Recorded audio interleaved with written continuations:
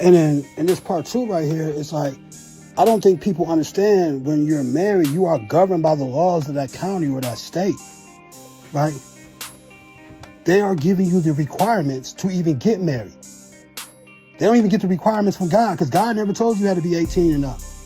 God never said that. So they made up their own requirements.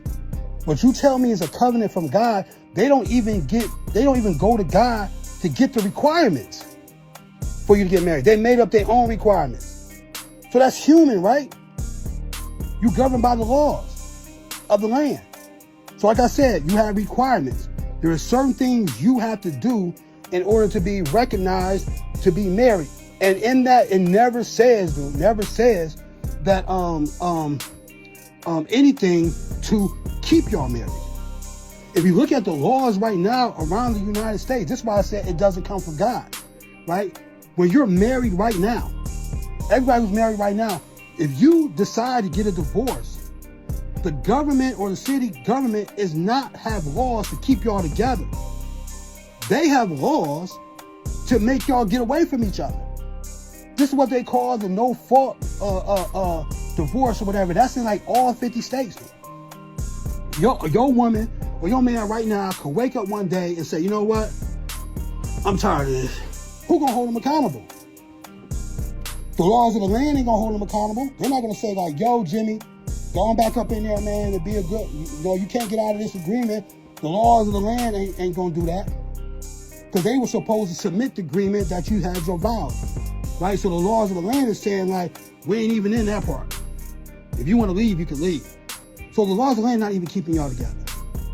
What they're saying is, the laws of the land is saying like, hey, you don't have to stay with that dude. Now, in order to get a divorce, you have to go through me. To get a divorce right now in the United States, you don't go to God to get no divorce. You don't go up to God and stuff like that, and it's recognized. You can't, if you get a divorce right now, you can't go somewhere and talk to God and be like, God, I'm ready to get a divorce.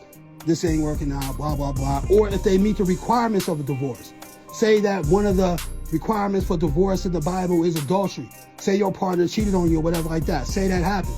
Or you abandoned. I think another one was an unforgivable one. If you're abandoned your family, if you're abandoning your wife, which a lot of dudes do abandon their wife. A lot of wives abandon their husband. So if these are the unforgivable sins that God said, right? Nobody is holding you accountable for that, right? You don't go to God and talk to God about that and that means something. You have to go to a judge in your county and you have to file paperwork. You have to get you a lawyer. You have to spend money in order to get out of this contract with this other person. That is not godly at all. You should be able to go to God and that stuff should be done, right? Both of y'all should be able to go, but no, you can't. You got to go through your government because the government has full legal authority over y'all marriages, man.